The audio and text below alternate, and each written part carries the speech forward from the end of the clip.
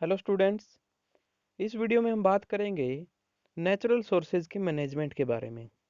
मतलब हम जो नेचुरल सोर्सेज पढ़ते हैं पिछले चैप्टर में जैसे हमने पढ़े, उनका किस तरह से एक सूटेबल यूज किया जा सकता है।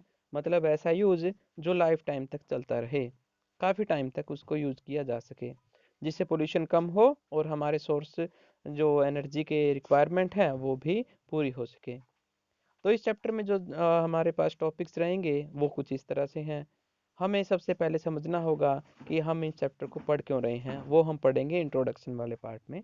उसके बाद हम पढ़ेंगे need to manage our resources, कि हमें इनको मैनेज करने की ज़रूरत क्या है, कि हम ऐसा कर क्यों रहे हैं।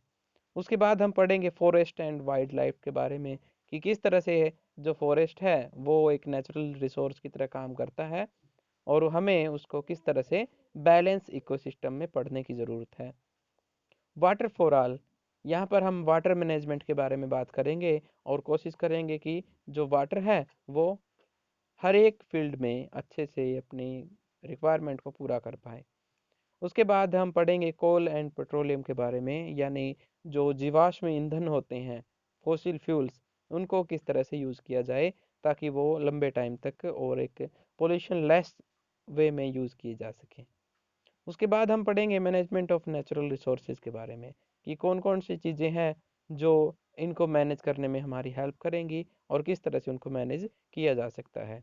तो चलिए स्टार्ट करते हैं। सबसे पहले इंट्रोडक्शन में बताया गया है पहले पॉइंट में, natural resources are the basic substance present in nature.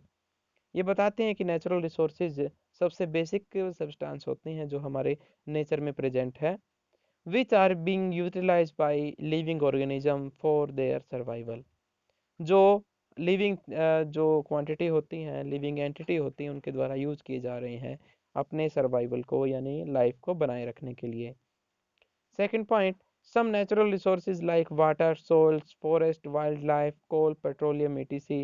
ये कुछ एग्जांपल दिए गए हैं नेचुरल रिसोर्सेज के, जैसे पानी हो गया, मिट्टी हो गई, फॉरेस्ट यानी कि जंगल हो गए, वाइल्ड लाइफ यानी कि जो जंगली जीव हैं और उससे जुड़ा हुआ इकोसिस्टम हो गया, कोल एंड पेट्रोलियम ये जीवाश्म ईंधन है वो, ये नेचुरल रिसोर्सेज हैं, should be utilized in a sustainable manner in order to conserve our environment. अगर हमें अपने एनवायरनमेंट को, इकोसिस्टम को बनाए रखना है और प्योर बनाए रखना है, पोल्यूशन लेस बनाए रखना है, तो हमें इसका एक सदुपयोग करना पड़ेगा, इन चीज़ों का बहुत अच्छे से इस्तेमाल करना पड़ेगा, यानी सस्टेनेबल मैनेजमेंट करनी पड़ेगी। Over exploitation of natural resources is done by humans for following reason. Natural resources का हद से ज़्यादा प्रयोग जो किया जा रहा है वो इस वजह से किया जा रहा है क्योंकि पहले पॉइंट में आप देखेंगे, to fulfill the demands of over increasing human population. जो डिमांड्स बढ़ रही है लगातार ह्यूमन पॉपुलेशन की वजह से, उन्हें पूरा करने के लिए ओवर एक्सप्लॉयशन किया जा रहा है, मतलब हद से ज़्यादा उन फ्यूल को इस्तेमाल किया जा रहा है।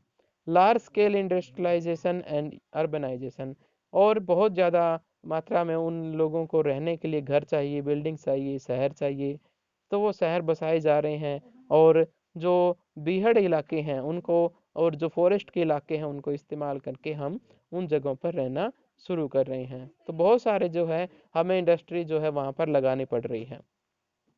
थर्ड पॉइंट में कंस्ट्रक्शन की बात हो रही है, जो बिल्डिंग्स हम बना रहे हैं, हाउसिंग कॉम्प्लेक्स, तो उसके लिए हम फॉरेस्ट, जो ज़मीनें होती है फॉरेस्ट की, उसे क्या कर रहे हैं, खरीद रहे हैं, पेड़ पौधों को हटा रहे हैं, वहाँ से साफ कर रहे हैं और इस तरह से वहाँ पर रहने लायक जगह बनाई जा रही है। फोर्थ पॉइंट में हम पढ़ रहे हैं यहाँ पे, a number of laws at national and international levels are enforced to safeguard our environment. तो यहाँ पर ये कहते हैं कि इसी एक्स्ट्रापोलेशन को जो है बचाने के लिए, रोकने के लिए नेशनल और इंटरनेशनल लेवल पर बहुत सारे लॉ बनाए गए हैं जो एनवायरनमेंट को सेफ रखने के लिए हैं। जैसे उनमें से एक लॉ है गंगा एक्शन प्लान। यहाँ पर गंगा जो वाटर है उसको क्लीन बनाने के लिए प्रोसेस की जा रही है। Ganga action plan GAP was introduced in 1985, और ये प्लान 1985 में स्टार्ट किया गया था to improve the poor water quality of Ganga river, ताकि गंगा रिवर में जो पोल्यूशन बढ़ रहा है या फिर जो एक्स्ट्रा मटेरियल डाले जा रहे हैं वो क्लीन कर सकें, उनको साफ कर सकें। सिक्स्थ पॉइंट में हम बात करते हैं we can adopt the 3 Rs। ये कहता है कि हम 3 Rs जो रिड्यूस, रिसाइकिल्स एंड रीयूज है, उनको यूज करके हमारे इन्वायरमेंट को सेव कर सकते हैं। रिड्यूस का मतलब यहाँ पर रहेगा कि जो रिसोर्सेज हमें कम अमाउंट में चाहिए उनको कम ही यूज करें, ज़्यादा यूज ना करें। जैसे हमें इलेक्ट्रिसिटी तब तक चाहिए जब हम घर में मौजूद हों, लेकिन जब जैसे ही हम घर से बाहर निकलें तो इलेक्ट्रिसिटी को भी बंद कर देने में ही फायदा है। Second point, recycle. Recycle involves recycling of used item like plastic, paper, glass, metal, etc. and convert them into new items।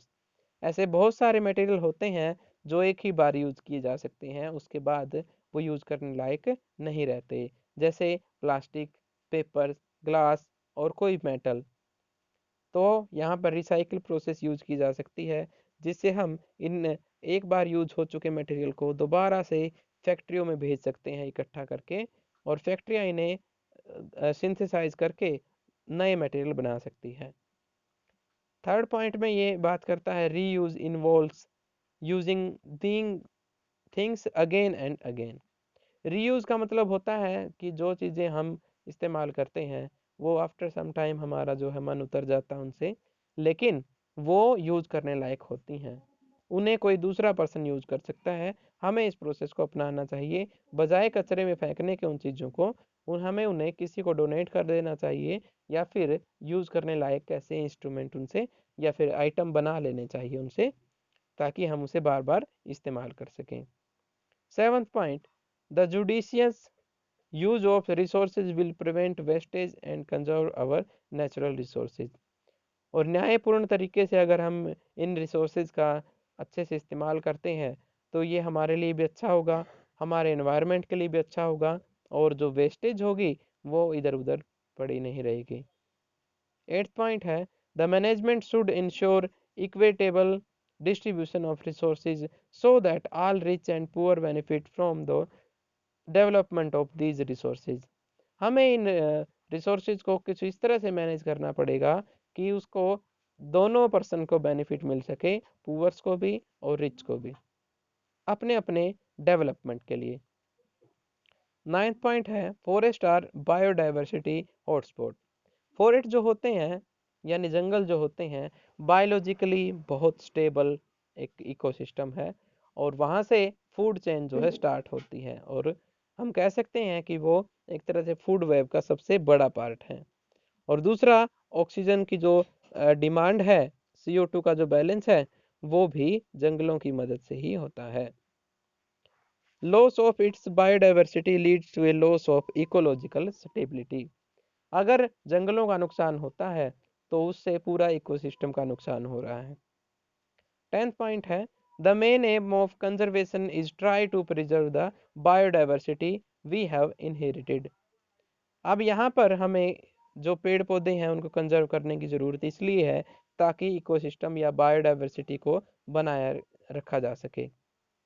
अगर ये मौजूद रहेंगे तो इनमें रहने वाले एनिमल्स और इनसे जुड़े हुए बहुत सारे प्रोसेस कंटिन्यू रहेंगे। 11th point, stake holder of forest are the local and tribal people of that area. ये कहता है कि जंगलों में रहने वाले बहुत सारे सामान्य या फिर आदिवासी जो होते हैं वो फॉरेस्ट पे डिपेंड करते हैं अपने जीवन यापन के लिए। The forest department of the government, the industrialist and the wildlife and nature activist. Nature activist का मतलब होता है जो प्रकृतिवादी होते हैं व्यक्ति और उसके लिए एक्शन लेते हैं, वो सभी, और गवर्नमेंट हमारे इंडिया की या फिर कोई भी किसी भी देश की फॉरेस्ट डिपार्टमेंट जो होता है, वाइल्ड लाइफ डिपार्टमेंट जो होता है, each of this group of stake holder make use of forest in the following way. ये सभी जंगलों का इस्तेमाल कुछ इस तरीके से करते हैं। पहला point, the people who live in और around the forest are department on depended on the forest products. जो जंगलों में रहने वाले कबीले होते हैं, आदिवासी होते हैं, वो जंगलों से मिलने वाली चीज़ों पर डिपेंड करते हैं for various need like shelter, उन्हें रहने के लिए घर मिलते हैं वहाँ पे, फूड जो खाना मिलता है, ट्रांसपोर्ट, और इधर से उधर नदियों के नालों से वो जो है मूवमेंट करते हैं, पगडंडियाँ बनी हुई है। Fuels, medicine and cattle grazing, और अपने जानवरों को चराने के लिए घास भी वहाँ पर मौजूद होती है। After the British took control of the forest, these people were forced to depend on much smaller areas. और जब से ब्रिटिश साम्राज्य ने जो है पैठ की थी हमारे इंडिया में, तो उन्होंने जंगलों पर भी अपना अधिकार जो है जमा लिया था, और उन कबीलों को रहने के छोटे एरिया में रहने के लिए मजबूर होना पड़ा था। And forest resources start becoming over exploited to some extent, और उनकी वजह से जो पेड़ पौधे हैं जंगलों के वो बहुत अमाउंट पर काटे गए, जो जंगलों के अंदर पाए जाने वाली चीज़ें हैं उनको बहुत हद तक बुरे तरीके से इस्तेमाल किया गया। Second point, forest department of India destroyed the huge diversity of forest by converting them into monoculture of commercially important plants। जो ब्रिटिश इंडिया कंपनी थी उन्होंने जो हमारा फॉरेस्ट डिपार्टमेंट है इंडिया का, उसने भी बायोडाइवर्सिटी को बहुत नुकसान पहुंचाया है, और जंगलों को ख़त्म करके उन्होंने अपने प्लांट्स वहाँ पर लगा दिए हैं जो कमर्शियल यूज में आते हैं, जो पेड़ पौधे जैसे पाइन, टीक और एक्लिप्टस। बहुत सारे पेड़ पौधे ऐसे होते हैं जैसे चीड़ का पेड़ हो गया, देवदार के पेड़ हो गए, और सफ़ेदा। इनकी लकड़ियाँ